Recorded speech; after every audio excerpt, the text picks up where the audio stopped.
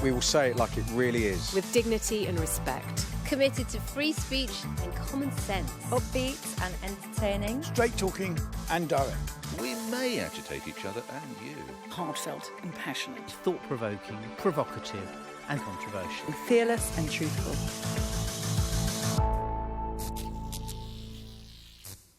Hello and welcome to The Pledge.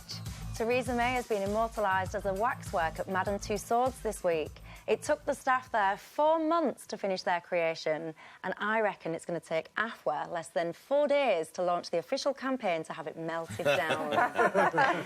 Coming up on the programme, Nick thinks we need to stop being so shocked that the rich and famous pay less tax. Afua says that we should have fewer kids to save the planet.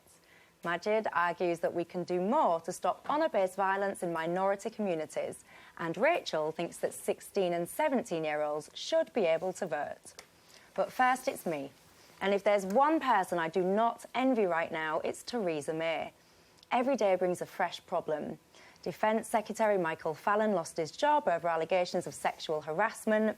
Development Secretary Priti Patel has finally gone after meeting senior members of the Israeli government without telling her boss. Damien Green, May's number 2, is under investigation for allegations over his conduct, which he denies. Foreign Secretary Boris Johnson could go after making an incorrect statement about a Briton being held in Iran. It goes on. And even the Chancellor could be in trouble if the budget goes wrong. Theresa May needs to get a grip and fast. I heard strong and stable more times than I could count in June, but what we have now is anything but. If members of her team cannot behave, she needs to let them go. Simple. Now is the time to drain the swamp and start afresh.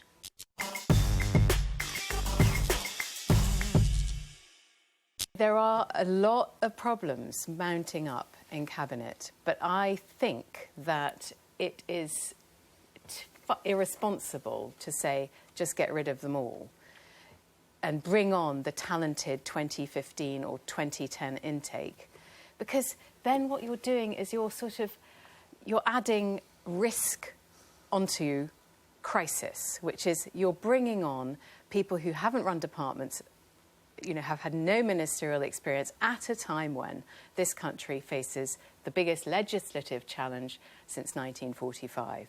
What we really need to see is, far from more upheavals and distractions, evidence that Theresa May can command a strong and stable cabinet. Are you saying this is the real reason because you fear Jeremy Corbyn coming to power?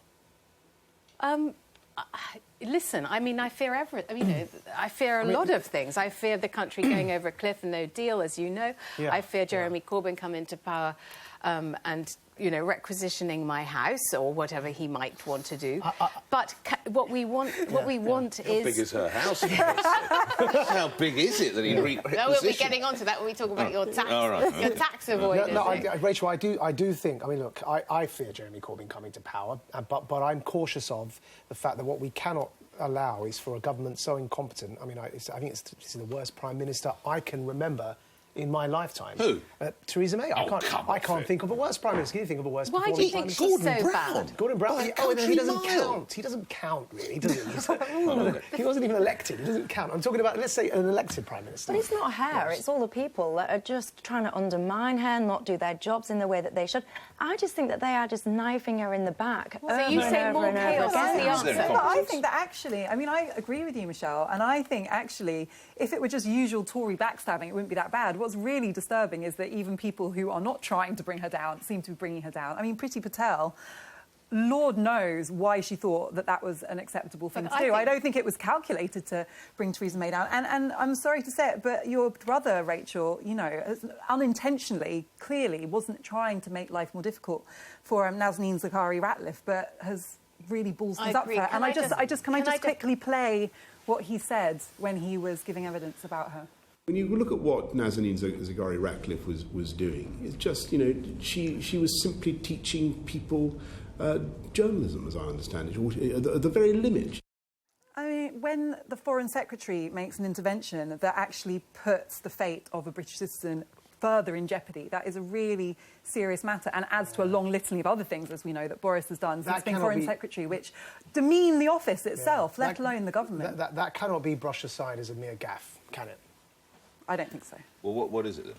He didn't do it it's deliberately. worse than that. What is it then? Well, I mean, I'm not suggesting he did it on purpose, but the consequences of what he did... It's a gaffe, isn't it? Well, no, gaffe understates the seriousness of what's just happened. She do was it, dragged to court. No, it doesn't matter. No. You try telling her that. She was dragged to court the very next... It was a mistake. Yeah, I would imagine an honest I think there are words that are more committee. emphatic than mistake to describe that. For example, it was a bad mistake. Huge F-up. I mean... Can I just say something about Priti Patel? Yes. I think that I'm not comfortable with this analogy or comparison you're making between Priti's perceived offences and my brother's, because as far as I can see it, Priti Patel was acting as a neocon, separate arm of government, shoring up a power base and possibly to mount a challenge to Theresa May. Whereas my brother, I'm afraid to say, has been sedulously loyal to Theresa May, even though he did set out his red lines for Brexit, which actually kick-started negotiations, which had been stalled. He's so not I want to to go off on a frolic of his own, though, is he? I mean, I agree to a different extent, and rogue foreign policy is really dark. Coming back to the central point, which is, so you're suggesting it would suddenly get better if the whole lot of them, if she said, right, you're out, and you're out. You think that would by necessary make it better? What I feel is that Labour at the moment is absolutely chomping at the bit, and they must be rubbing their hands with glee. I think there's a huge amount of people that absolutely want Jeremy Corbyn to get into power and would be very happy to see that. So with that in mind, I think that what the Tories should have been doing is trying to regroup. Actually, I personally think the best thing Theresa May could have done is, when she didn't get the result that she wanted in the election, to literally have just said, OK, Jeremy Corbyn, you take over everything then. You deal with Brexit. You deal with everything at the time. See how that works out. Got her house in order. Michelle, but you're she playing didn't with the do future of the that. country. I feel like I need to speak up in favour of Jeremy Corbyn's shadow cabinet here. Talented Why are you all? Why this is, as you so eloquently pointed out, the most shambolic government in living memery. No. Why is it better to have an incompetent Conservative government than a Labour government that would bring in a much-needed breath of fresh air to government? The only thing stopping the most incompetent Prime Minister in living memory from standing down is the most incompetent leader of Her Majesty's opposition in living memory from becoming Prime Minister. That's a legitimate concern. That allegation? He's a blooming communist. Well, he's a socialist. He's a socialist, most certainly. Disagreeing with someone's ideology is not the same as them being incompetent. That's not saying they're incompetent. He may be a very competent. He may be a very competent Marxist. Yeah, well, he may well be, like Venezuela, his heroes. But we're the worst Perhaps of all Hamas worlds, and Hezbollah, also his heroes. Marxist. He could be an incompetent. Well, think, though, we know that Theresa May is an incompetent Tory. But the Tories as a team should be regrouping and saying, right, how can we have a united front? How can we have strength in what we're doing? How can we, like, project confidence and strong and stable? They're not doing that. OK, well, then look what happened last week when you had Andrea Leadsom, a cabinet minister, stabbing another cabinet minister in the back, causing a resignation of Sir Michael Fallon, a long-standing servant of the party. I mean, Margaret Thatcher would be turning in her grave to see cabinet members turning upon each other and freelancing in this way. But when I said that they were backstabbing, you disagreed with discipline. No, these people aren't backstabbing. Priti Patel had to go because she was utterly incompetent, and it was more than one offence. And just to come back, and Boris Johnson said something stupid on one occasion. This woman had... one occasion. No, the one we're talking about now. No, I'm sorry. No, where we are Bodies now. in the street in Libya, Nick. That was only last a couple of months ago. That was last month. So he's allowed one a month. It was last month. Maybe one every 6 weeks. We move on. But with but I still don't see, coming back to your idea, it's like a football team. Just because you sack the manager doesn't mean they automatically get better. So just because you sack all these other blokes, I still don't see... Do you think people have got confidence in this Tory public government? or her... I think public? The public, no. But the Conservative Party is still having a collective nervous breakdown. They haven't got over the general election. They really haven't. But I would say this to you, Maajid. I actually think the great British public walked up to the edge of a cliff and went over and saw, and they don't like what they saw. I think if we had a general election today... vote for him again? They wouldn't... Corbyn wouldn't do anything like us well. I think they would would play on the front. No, I disagree with you. Even if Theresa May stays at the helm? Conservatives would do better. This Conservative government would do better in an election. I do. I think they walked up to the edge of the... and they wouldn't want to go back. There's a huge amount of people that love Jeremy Corbyn. I'm one of them. Vote for him. A huge amount of people. And I would actually say that that's... Because the Tories, they seem to be... So many people on the street are perceiving the Tories as really hurting the people at the bottom. They really... And I don't see why the Tories can't grasp that, actually, when you're at the bottom and you're struggling, I think they can't grasp it because they've never had proper experience of that.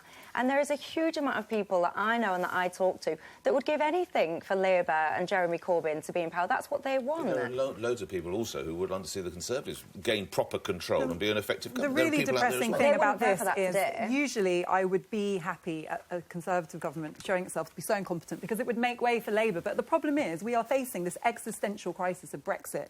We can't afford to have a vacuum government, and no one can celebrate this. Corbyn's the man you're a fan of. Labour Party policy is not... And Corbyn is, though, isn't he? He voted against the European Union from before I was born. I know. That's how long he's been a Brexiteer. I know he is not a lifelong passionate Remainer. I will give you that. Right, a bit like Priti Patel, it's time to move on. Suddenly, it was as if I'd woken up in communist North Korea. Racing driver Lewis Hamilton, under sustained attack in the newspapers. And his crime? Well, saving himself quite a chunk of change when buying his own private aircraft. Well, the Daily Mirror labelled him a parasite. The Times, across 2 pages, told us Lewis Hamilton saved money leasing £16 million jet from himself. And for The Guardian, just stating the facts was enough to cause outrage. Excuse me, everything Mr Hamilton did was legal, as were all the deals contained in the Paradise Papers. Now, while the morality of some of the revelations, such as how some of the stars of Mrs Brown's Boys choose to pay themselves, is distinctly dubious, this affair represents merely the green-eyed monster of jealousy, so brilliantly deployed by Jeremy Corbyn before, during and since the general election. Successful companies and individuals will always find ways to minimise the tax they pay and are extraordinarily dexterous at so doing. There really is no trouble in paradise here.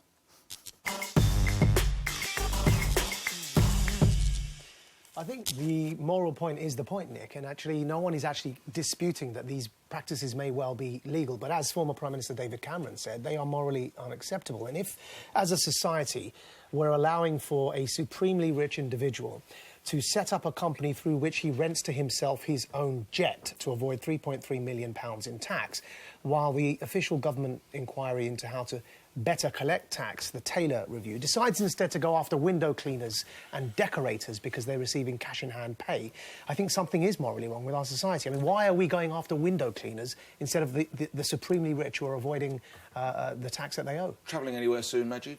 Travelling anywhere? Travel a lot, yeah. Yeah? When you go to Heathrow, if you're travelling out of the country by yourself, I don't know, some perfume, whatever it might be, you're going to give the VAT back, are you? Well, I'm not VAT registered, I don't know how No, but you'll get the wine or the perfume or something at a cheaper price because you're taking it out of the country. Of course, you'll insist on giving the money that you pay on the aftershave back. I didn't even know you could do that. Yeah, of course you do. Yeah, of course you do. Yeah. You pay less, that's the duty-free. So you'll give the duty back, will you? Do you consider that tax evasion or avoidance? It's not avoidance at all. It's what the state allows for. But because I'm taking that perfume out of the European Union, I pay less money. So because Lewis Hamilton chose legally to buy the aircraft in the fashion that he did, he can legally claim the VAT back. Are you telling me it's morally OK to rent yourself your own jet? I mean, let's have a look at some of these. Let's have a look at some of these figures of how much money we lose in tax. You've got 34 billion of tax that goes uncollected each year, and then that breaks down, and you see 1.7 billion is due to tax avoidance and 5.2 billion due to tax evasion. The difference between those two, of course, is that the former is legal and the latter is illegal.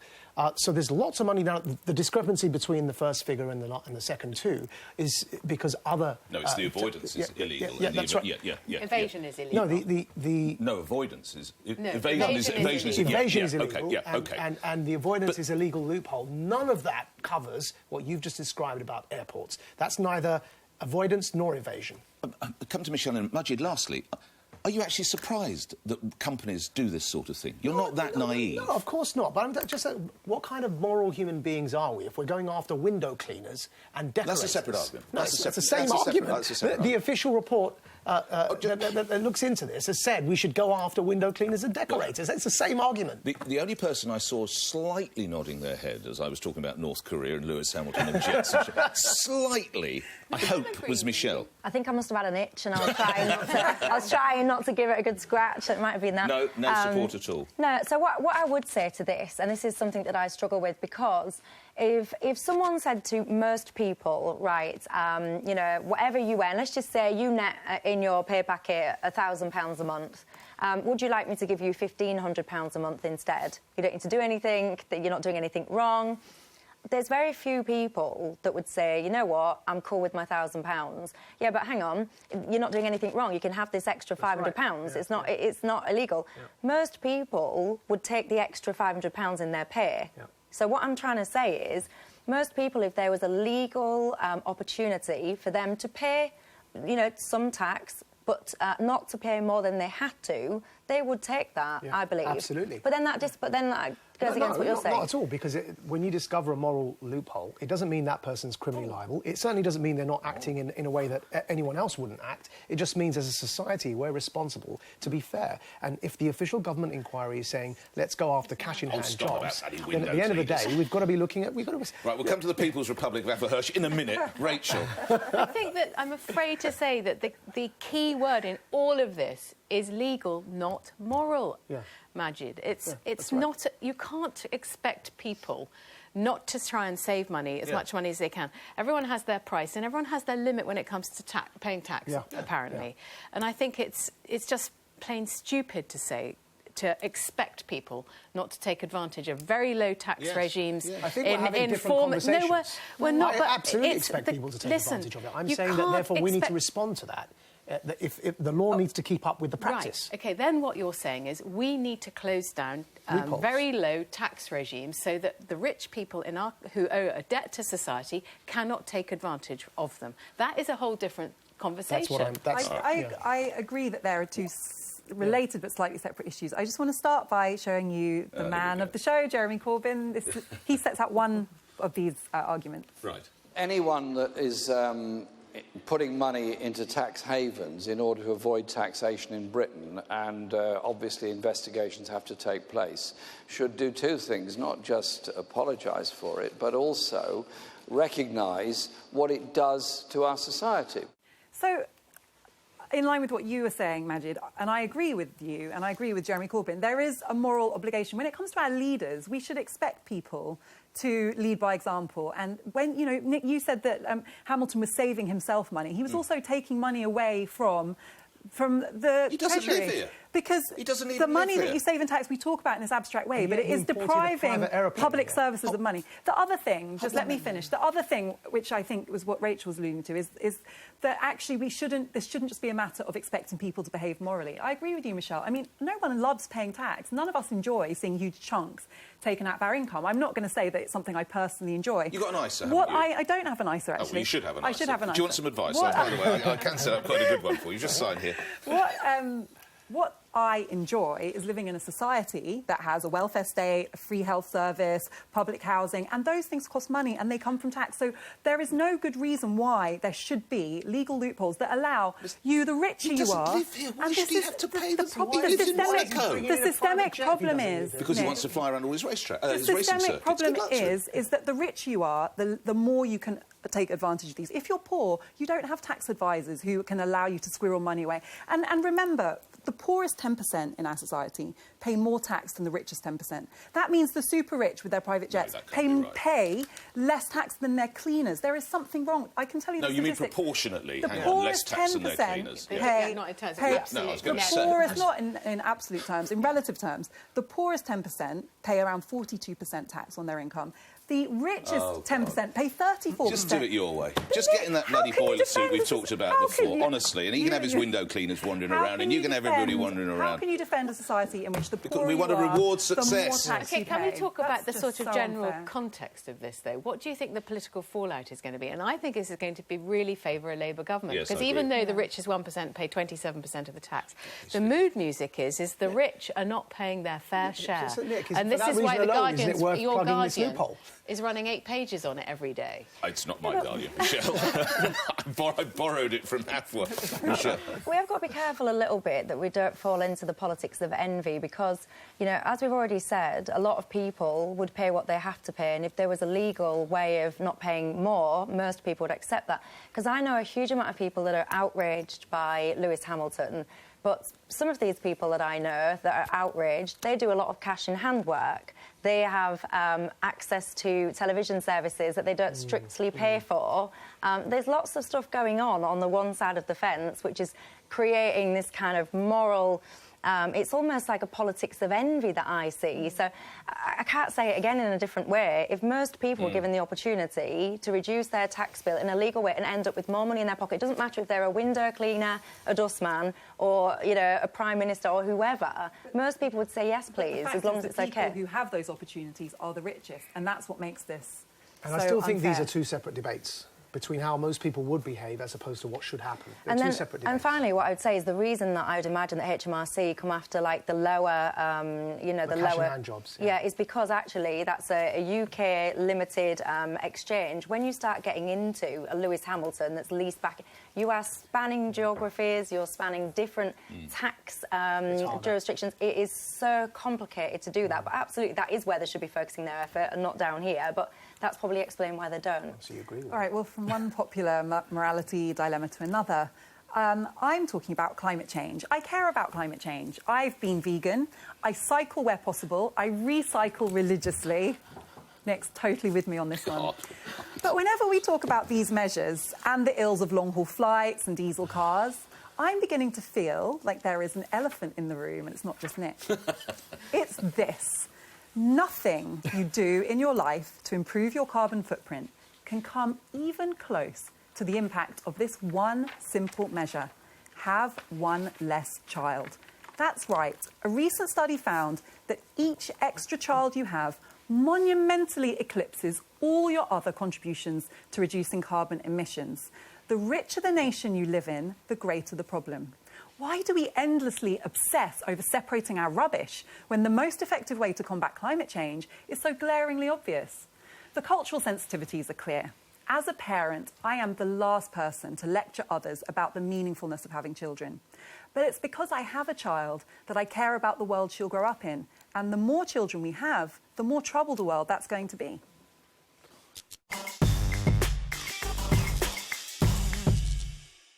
Well, then you would hate my family because I am one of 6. And if you had suggested to my family not to, you know, to have one less child, that would be my amazing little brother that I adore. One of my biggest joys, if not the biggest joy that I have in my life, is my family, my nieces, my brothers, my sister. When we get together, it brings me so much joy. And if you said to me, OK, reduce the number of kids and you can live an extra 20 years... I'm happy with my family. I'm happy with, you know, having shorter time on Earth and it being quality, joyful time. But I'm not saying you should get rid of one of your siblings. Just to be clear. Sometimes I would be willing, though. Sometimes they annoy me. I would be up for that sometimes. But, no, on a serious note, I think that actually these things will correct themselves because I think if you look in the UK as well, women are having children older than what they used to. And I think that by pure biology, we will be having less. Like, if you give me the opportunity to have 6 kids, I'd love to. Unfortunately, we have children later in life, and it's probably not practical to have those numbers anymore. I'm afraid Afua is absolutely right, but this is one of these nettles that governments very rarely grasp. When Indira Gandhi tried to grasp it in India, she ended up on a funeral pyre. It doesn't go down well in the hustings, but I think it's incredibly important that we have a population policy, just as we have a climate change policy. The two things are completely Just before you guys come in, can I just show you? We spoke to... Do you sense some rising frustration? I do. I will bring you in. We spoke to a woman in Australia who's got quite an extreme commitment to this. Just listen to what she had to say. This is Harriet Spark. I know these views can sound really extreme, but I'm just being realistic. If I can't have children naturally and I'm committed to creating a better world through my own actions, then I can't justify having children through a sperm donor or IVF. I know plenty of women that can have children naturally and are deciding not to because of the impact of climate change. So some people are taking this really literally. And I think, for me, one of the issues is, and I'm interested to hear what you guys think, is that our foreign policy and our international development policy is to try and control population growth in the developing world as a way of reducing poverty and also, if we're honest, reducing migratory pressure on European countries. We preach to other countries that they should reduce the number of children we have. I have never heard a senior politician in this country even raise it. When I saw this statistic, it was the first time I even knew that having a child has such an impact on your carbon footprint. comment? Please say it. Well, there are lots and lots of issues around it. Maajid, what were you going to say? I think it's a bit of a no-brainer to say that if you're not alive, you're going to have a zero carbon imprint. I mean, that's basically what we're saying here, right? That's a bit of a simplification. Well, you're saying just don't have a child and it's going to have a zero carbon imprint. The way they work this out, this figure, by the way, is they basically projected the carbon imprint of your child and then its children, and then divided that between the two parents. But there's some assumptions there, for example, that they are going to carry on reproducing at the rate that we are. We already have some of the lowest reproduction rates in the world, in the West, and I think though it's laudable, because certainly climate change is a big issue, I think there's a far more pragmatic and realistic solution on the horizon, which is already showing signs of huge success, and that is a tech solution to this problem. Because we talk about, you're saying that after having a child, the next biggest factor is selling your car, avoiding long-haul flights, and being vegetarian. Now, what those a fun three... world you live in. That's not the solution, Nick. Oh, right, thank God. No. I'm saying that's what they're saying. God forbid we interfere with your quality of life. The tech solution is the following. Very soon, within 30 to 50 years, we're all going to be driving electric or being driven around in shared electric cars. I think the same will apply to flights. And you talk about vegetarianism. Within 30 to 50 years, there will be an identical replacement to meat that will be grown in the labs. And I think the tech approach to this is going to fix most of the problem. What is so significant about this? I know you want to come in, Nick. Can we just see the graphic again? Because, yes, driverless cars, vegetarianism, these are all great, but they are completely eclipsed by the carbon imprint of having an extra child. And that's my issue. I'm not saying don't do these other things, but why do we talk so much about these things? And we never even mention the fact that the extra children that we have are having this huge impact on carbon emissions. We have a problem emissions. in Europe. We're not having enough children. Well, there are the tensions, obviously, of the ageing population. This is the key. I mean, we're having this conversation in the United Kingdom. Admittedly, it can be seen all around the world with Sky News, but the 9 countries that are projected to have most of the world's population growth over the next 2 or 3 decades are in order: India, Nigeria, the Congo, Pakistan, Ethiopia, Tanzania, the USA, Uganda and Indonesia. You'll neatly notice there that the UK didn't feature in it. So whatever we do here isn't going to make a blind bit of difference to the rest of the globe. Because so why can't I have any more fun, have a little bit of ha-ha and have a baby and drive a car with a petrol engine? I'll tell you why, Nick. Although the likelihood of my having any ha-ha... Right, the average British person produces about 7 tonnes of carbon in their lifetime. Double that for you. Right. Think how much hot air I do, I know. The average person in Bangladesh produces half a tonne in their lifetime. So each extra child someone in a developed country has a much greater impact than somebody in a poor country. With those figures. Those figures are correct, but I still think I get your issues with the extrapolation on us but also on the children. population projections that Rachel read. They are also based on certain assumptions. That actually the rates of reproduction in those countries are falling. And Not very much. But they are falling, and I think they will continue to fall as prosperity rises. And it's about prosperity that if we bring tech solutions in, that we can find solutions. But Professor Nawaz has just told us that soon we're going to have meat that isn't meat. We'll find a solution to the carbon crisis anyway, so we can carry on having babies. I thought Maajid was going to say the solution is we're all going to have sex with robots and not... and we can't obviously reproduce with robots. That was called My First Marriage. Anyway, we go. You having your ha-ha. That's from the film Ex Machina, isn't it? How are you going to police it? This is what I don't get. No, I'm not. So, just to be clear, I am not saying we should be like China and have a one-child policy and start policing it. I'm just saying there are a lot of people who feel very conscious about climate change and try really hard. If they want to. Well, the first thing is that I'm not in that category. They probably don't Hands even up know. who's got kids. What does this prove? Well, I mean, have you? How many? 2. Oh, sorry. 2. Please don't shout at me. 3, and I'm one of 6 as well. And my father is a population expert, so you can imagine how much teasing he's had over the course of his lifetime. And I have to say, he completely agrees with Afua for every reason. You've got to bring down population both in the West and in the developing and in the developing world. We could reduce some of those. So, Michelle, did you just say you don't care about climate change? No, of course I didn't say I don't care about climate change. What I said was, if you're someone who cares about climate change and your solution to that is not to have more children, brilliant, good for you. I do care, but I'm not going to say, and as a result, I won't have children. That's not going to happen. No, but would you consider limiting the number of children you have now that you know this statistic? I've just realised something. The statistic would have no influence on my number of children. Light bulb moment. No. Light bulb moment. The reason that they have such a big carbon imprint, these children that we're not meant to have, is because they're doing all the behaviours that I'm saying my tech solutions will fix in the first place. That's what you said already. No, but so the point is that... no, I've just realised something. They're going to eat... so they're going to grow up to eat meat, drive cars... So your children are going to have very low carbon footprint. No, but if we get rid of this stuff, we won't have to worry about the population element to this, because the only reason they'll have a carbon imprint is if they're continuing to eat meat, drive petrol-driven cars and fly planes. So let's fix the problem for what it is, which is the cars and the flights and the meat. But you see, which is going to get fixed. Seem perplexed by what I'm saying. No, I'm that not I wouldn't. It would not influence my decision. I don't want to tell anyone else what choices to make. When I learned about this, I have one child. I would love to have more children. Will you have a second? I would love to have more children. But when I learned about this, it did make me think. I feel like somebody who's committed to trying to help reduce climate change.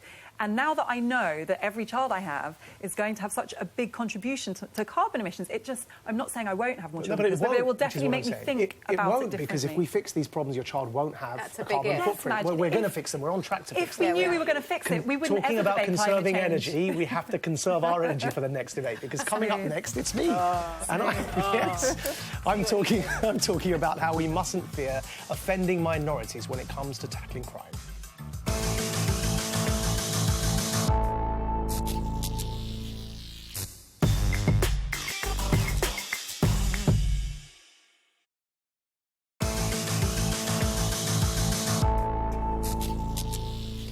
A so-called honour crime occurs when a female victim is attacked by her family for expressing her sexual or emotional independence.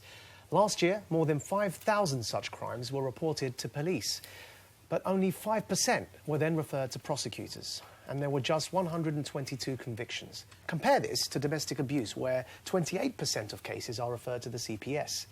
And it's clear police and prosecution forces are still tiptoeing around crimes occurring within communities from fear of offending minorities.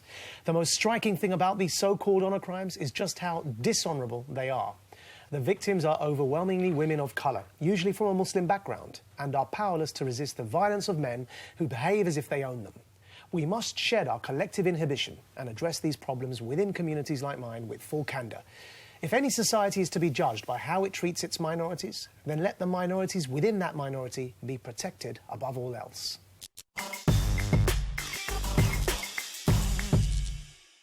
Maajid, I'm really glad you raised the topic, because I think it is one of the most underreported atrocities that's occurring in our society. And when you look at the statistics, it really is remarkable. There were 5,000 honour crimes reported and only 256 referred to prosecutors. So I agree with you. I think that this is abhorrent. I think that it's a disgrace that we are not doing more. However, I really take issue with your diagnosis as to what's going wrong, which is that you say that we're afraid of offending minorities, and that's the reason. Can I tell you what I think may be the reason? Sure.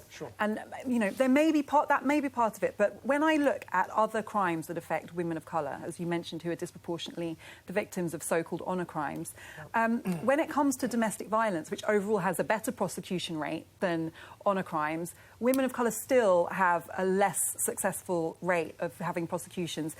Women's groups like Women's Aid say that women of colour are much less likely to seek statutory help, often because they're concerned about their immigration status. They don't have access to public services. 95% of third sector organisations were hit by austerity. 100% of organisations that support women of colour were faced with cuts. And Women's Aid say that if you don't have support from a group in the third sector, you are much less likely to be able to see through a case to trial. So there are lots of things that support women in these really difficult processes that have been cut by austerity. They don't have the support. They don't have the same access to public services. And that's what I think we need to be addressing. Instead of saying this is just political correctness. It is. Let me read to you something the World Health Organization have said. World Health Organization UK, in particular referring to the UK, have said in the UK and Sweden, research shows that social service and criminal justice systems have often characterised these murders as cultural traditions rather than as extreme forms of violence against women. This attitude and a general misunderstanding of the gender underpinnings of these crimes has led to inadequate legal and social protection for girls and women who are under the threat of crimes related to so-called honour in these countries. It's not just me.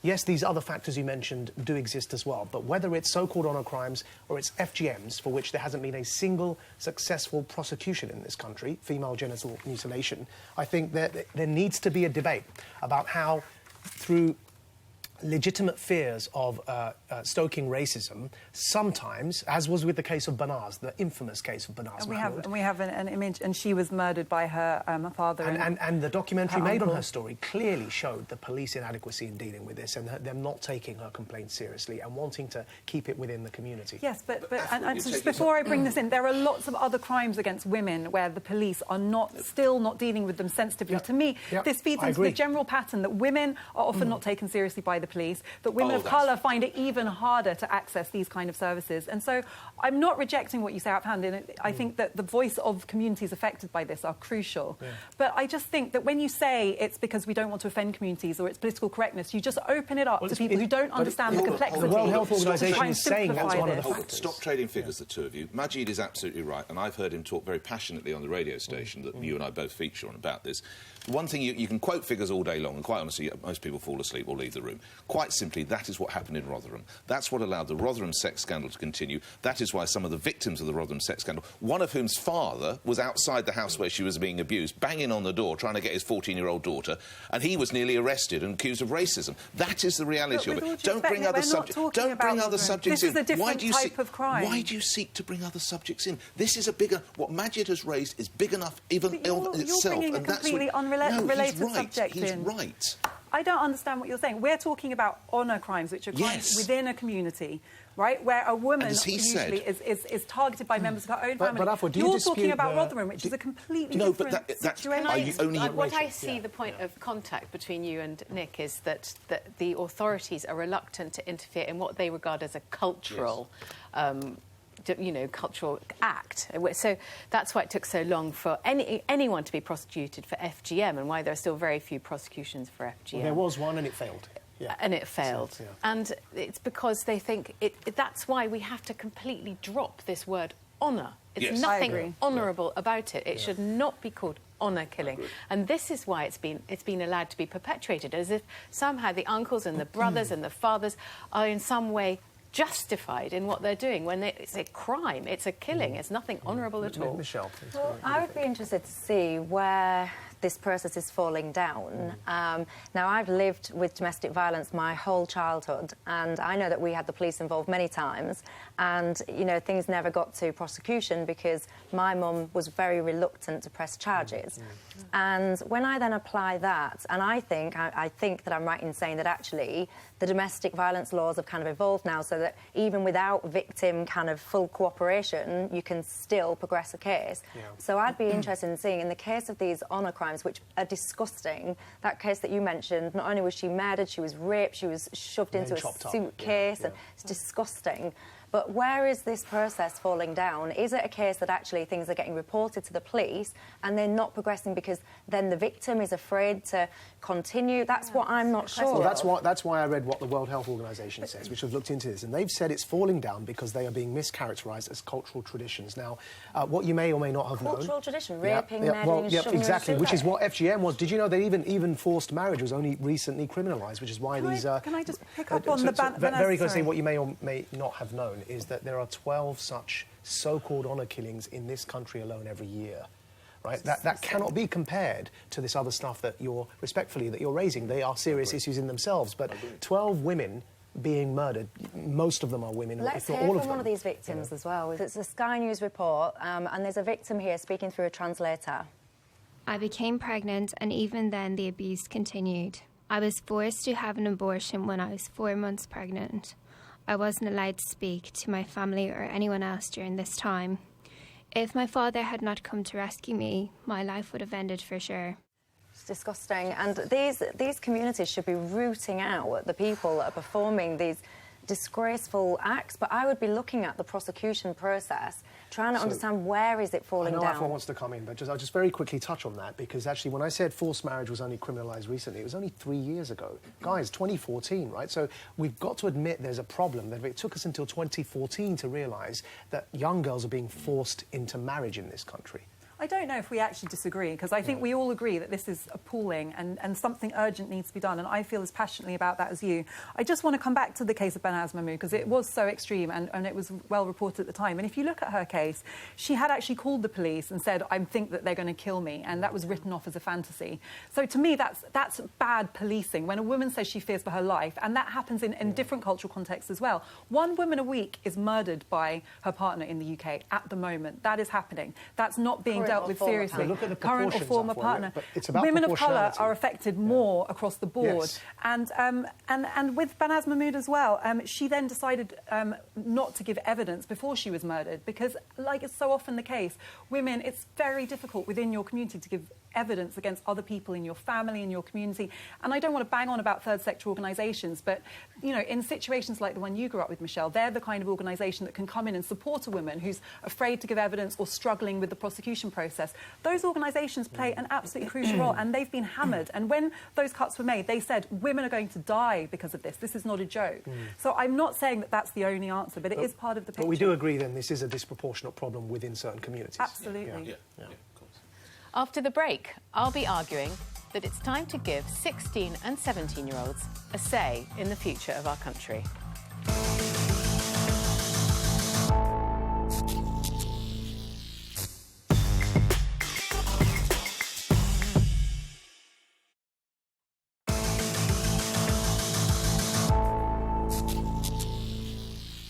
This week, opposition MPs tried again to start the process of giving 16 and 17-year-olds the vote. But Conservative backbenchers blocked the move. Now, I'm a panellist who likes to say yes, and on this issue, I'm saying it again. Yes, we should extend the franchise to those aged 16. Of course, the dinosaurs will say that these young people will be brainwashed by groups like Momentum on Facebook, and that if we do allow them to vote, there'll never be a Tory government again in their lifetimes. They'll say it's too much responsibility at a young age, even though you can marry and join the army at 16. Look at the state of things, people. It's our children's future we're planning, and decisions on tax, tuition fees and housing affect them too. So you spoilsports in the Commons who've just filibustered your way out of this, let young people join in and have a stake in our democracy too.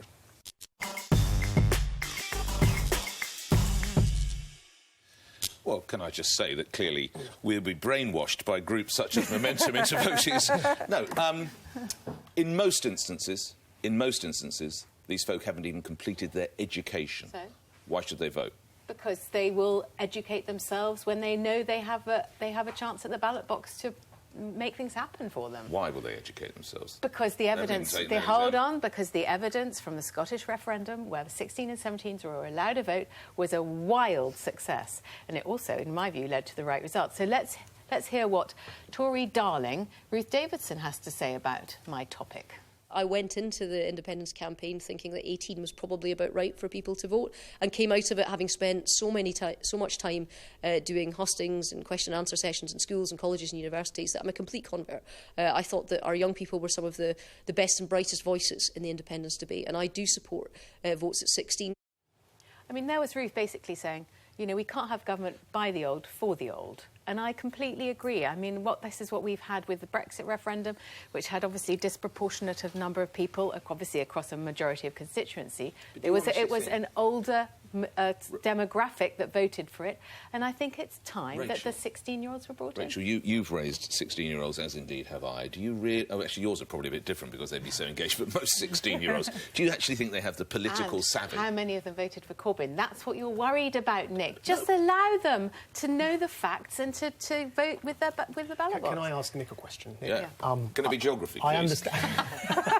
Professor Nawaz, let him speak. Yeah. No, I understand your concern about them voting Corbyn, but I think surely you'd be more concerned with falling voter participation. Yes. and you'd be more concerned with encouraging our young people to participate in the democratic process. So if the evidence shows that if people start voting from a younger age and get into the habit of it, that they are more likely to continue voting as they grow, surely that's more Tory voters for you once they get older.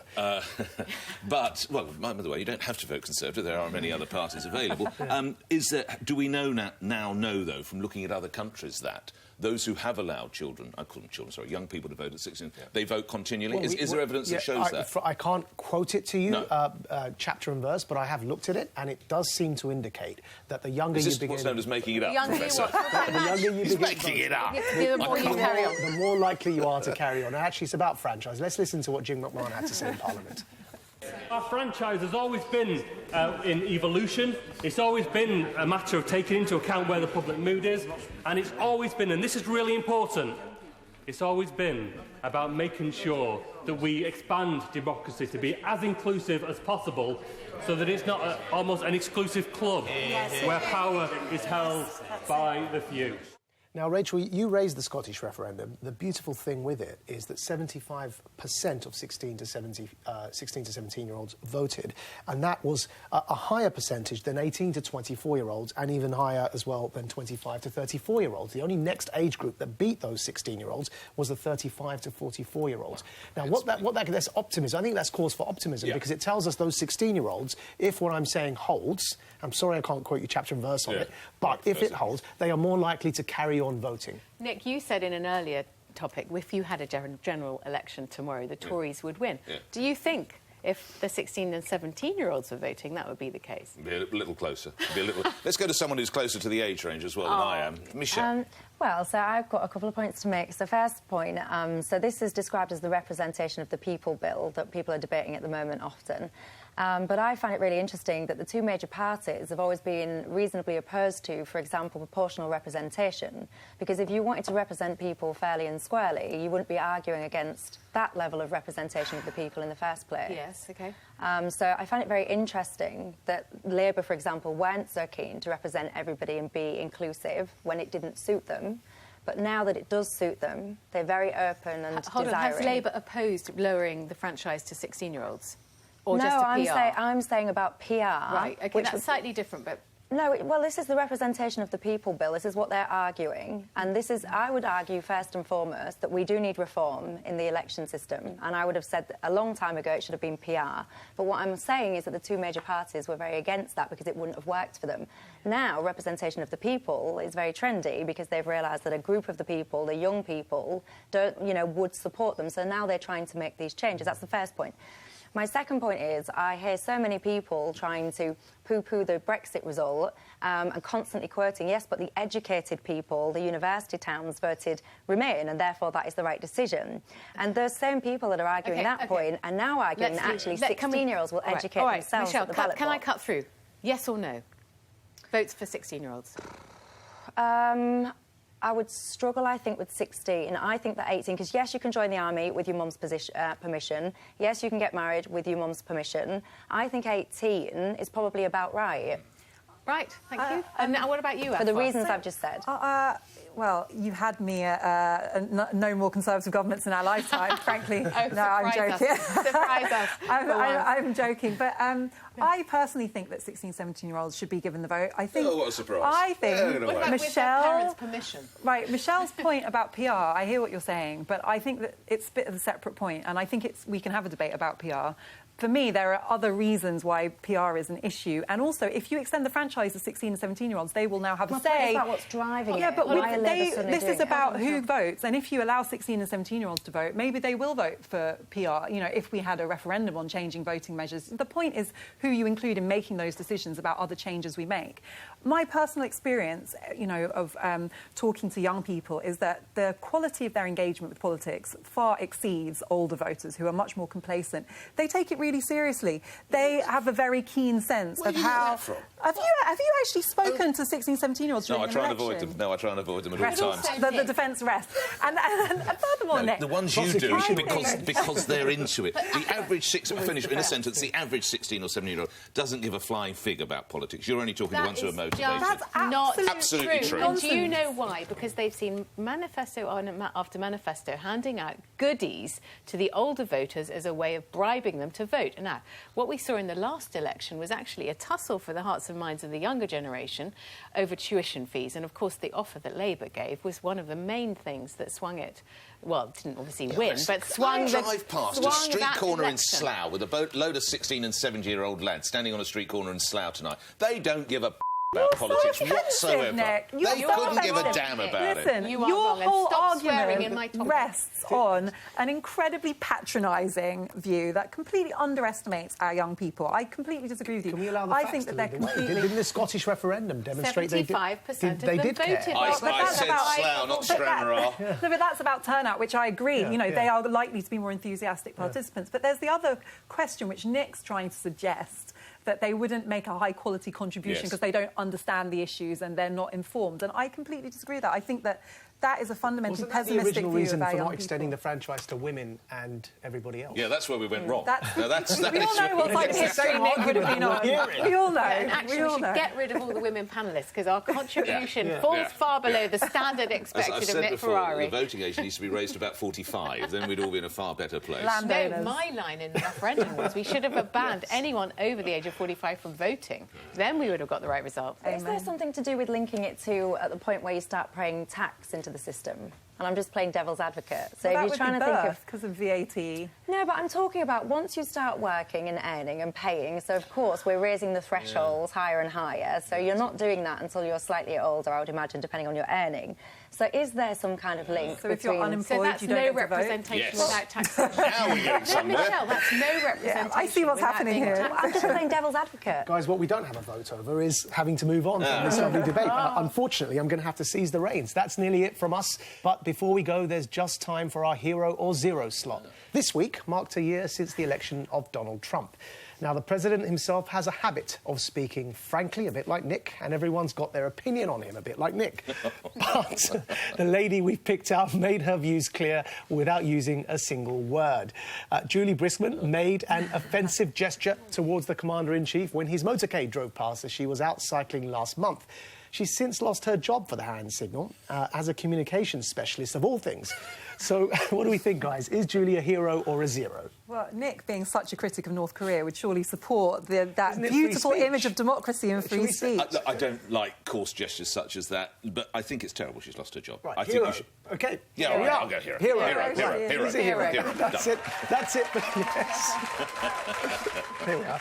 All right, that's it for this week. Don't forget, you can find The Pledge on Twitter and on Facebook to join the debate. See you next time.